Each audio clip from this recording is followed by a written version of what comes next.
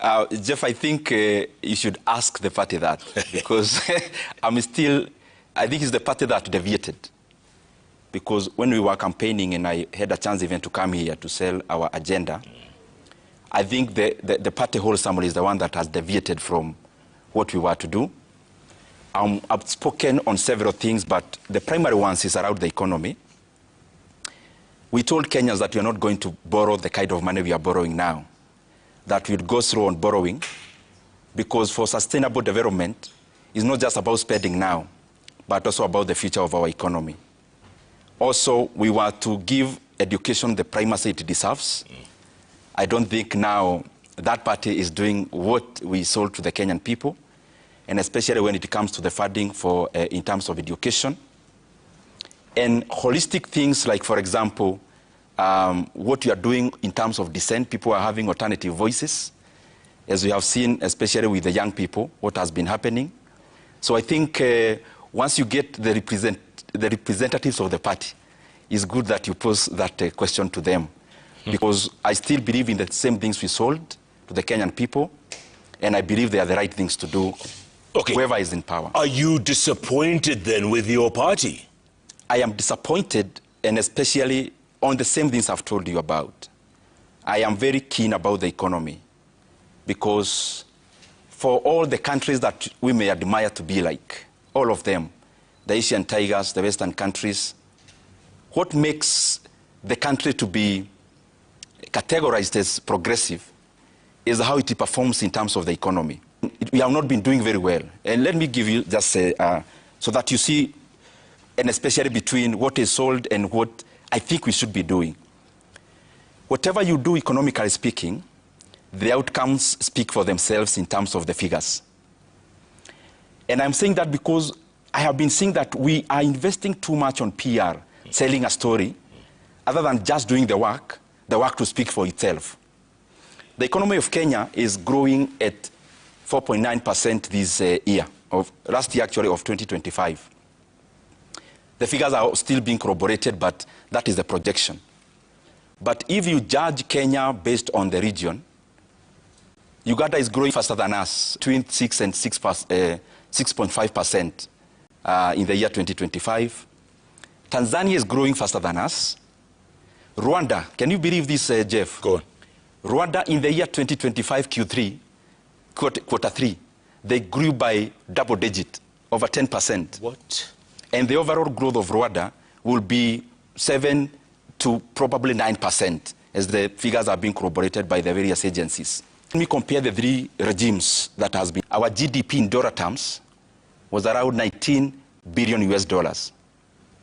By the economy went up to 26 billion US dollars, which was a 36% increment in 3 years. President Uhuru took over in the year 2013. The economy grew from 61 billion US dollars to around 64. That was around 21% growth. That is 14.9%. Now, to bring it home in terms of NEC, it means President Kibaki's 3 years, if you times by 2, is 72%. You'll tell me what NEC says about 72%. It is apparently 29%. You'll tell me what grade that is in terms of... That's an F. Is that what? It's an F. Is that what, Jeff? Please. And that is why we keep on giving alternative voices. But for Kenya to progress, we have to start on the basis of reality and truth. So that when we tell Kenyans we are going this direction and the economy is growing, I don't need to buy a tarubeta. Even whispers will speak loud. Yeah. That is why I'm disappointed. Okay, Babu, same thing with you in ODM. You seem to be very close to... You're Baba's boy. Baba, there's never an occasion where you got up and didn't praise Baba to no end. And yet, you're still outside the tent, man. You know, what's up? Jeff, I must tell you that deep down my heart, I loved Baba and I still love Baba. Actually, Baba, there's no any other leader in this country that I will love the way I loved Baba. We suffered together. We campaigned together. I went to 280 constituencies out of 290 constituencies because of Baba. I was the first person to have been abducted in this government, and they disappeared with me for 3 good days because of the love that I had for Baba. We were beaten for Baba in Nairobi. So I was Baba's boy, I was Baba's... And Jeff, because of that, the general is dead. Long live the general, but the dream is still alive. The fact that the general is dead, Jeff, then we need to ask ourselves to Joshua. The next question we must ask ourselves, Jeff, is that, do we need a Joshua who is Moses? The answer is simple, Jeff. We need Joshua who is younger. And I will come back and talk about Canaan versus Singapore, because Baba left us telling us to go to Canaan. Now we are being diverted to go to Singapore. The distance between Singapore and Canaan is 7,800 kilometers. People keep on saying that they dreamt, that Baba sent them a dream. I want to tell you one thing, Jeff. That in the book of Joel, 2 verses 28, we'll dream dreams. But young men, you must be asleep. You must be at comfort zone. You must be at rest. Therefore, our old men are now at comfort zone and at rest. They are at rest because of the wars that they fought and brought it this far. They are at rest because of this nation. Next future, who are seeing the generation, who are seeing is no longer there in this nation. We'll ensure that employment is given to our young men and women. We'll ensure that, and that when the time for the young men to hand over riches once they become old, they will also hand over to other young men and women who will ensure that the dream is kept alive. Okay. And Jeff, go on. Current ODM that we have does not talk about what Baba stood for. Baba never went to look for coalitions. It's a different ODM. So therefore, the leadership of ODM must ensure that they stand with what Baba believed in. And you feel they're a little twisted, a little... what I will tell you... Of course, Kidogo. They are, of course, that leadership, they don't like the young people. And I want to tell you, again, in the book of 1 Timothy 4, verses 12, says clearly that do not allow yourself to be despised because you are a youth. But show, by good example, by love, show the good work that you can do to them. You look for, and that's why I believe the whole thing is like the one we sold about this versus the other. And because the time is nearing, creativity now have to jump in with another of such. And this is the reason I gave the example of bananas and the rest. Economically speaking, when you want to compare an economy and you want to do like that economy, you look at the homogeneity of those economies. You look at, are these things even the same in many dynamics?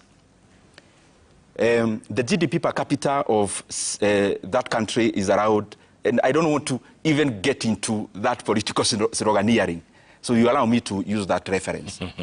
It's around 90,000 US dollars. GDP? No, GDP per capita, per person. Ours is around 3,000, but that's not even the point. The point is that how the economies are fashioned. The economy of Singapore is fashioned very differently from how the economy of Kenya is fashioned.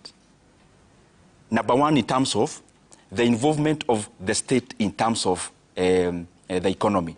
If, for example, you check at SGX, the Singaporean stock market, you take the top 10 companies, you realize that Temasek, one of the entity of government that owns stakes in other companies, they are very dominant in terms of ownership. Because Singapore, in its start, as much as it was promoting private side of the economy, the government was also very heavy in terms of state capitalism. So the economy actually that is very close to what Kenya should be, if we actually mean to emulate a country, it is actually South Korea. Because if you look at the size of that country you mentioned vis-a-vis Kenya, totally off. Even a county in Kenya is bigger in terms of geographical size, population-wise, and the same. If you compare the same with a country, for example, South Korea, more or less, our ideals economically bled more with South Korea. Our population is in the 50 millions. South Korea is in the 50 millions. Our country, our aspiration is to promote private sector-driven capitalism. And that is why we keep on divesting from government stakes.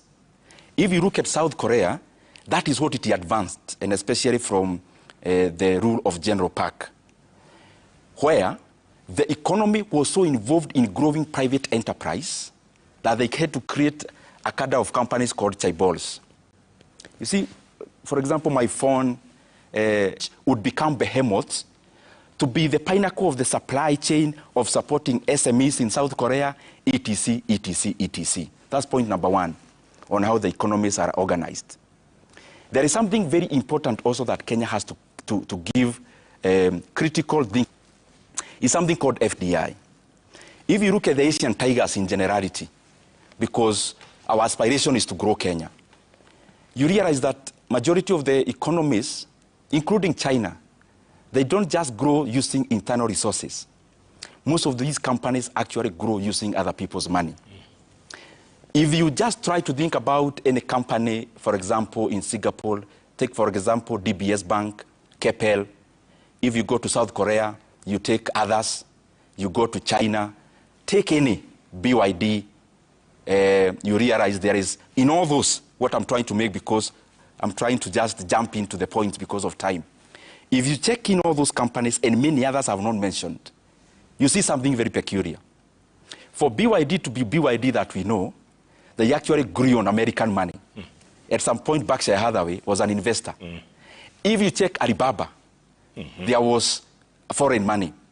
But now when you come to Kenya, and especially policy making, and I've been there, I have seen it. I'm speaking from experience, given my other chairmanship budget. Yes. Yes. Many times we confuse FDI and remittances. We want to sell a story to Kenyans about money that is coming to Kenya, and especially from Kenyans who are working abroad. Yep. Remittances are consumerism-driven. FDI is investment-driven. The other point, I'm just trying to give a highlight. You look at Kenya, and you look at the countries we want to emulate, you want to look at the dynamism of our ACV industries.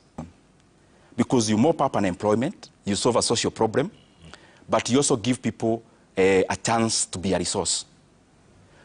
And then you upgrade. You go to a skill-intensive kind of industrial economy. Then you go to capital-intensive. And then you go to technology-driven. Why am I giving all these issues around here? The economy must know where it is, so that the policies, even if you may leapfrog and go to the other technology, etc., you have to start at the base and first stick there until you then graduate and go to the next. And I'm not saying you keep off growing on the rest in terms of skill and technology.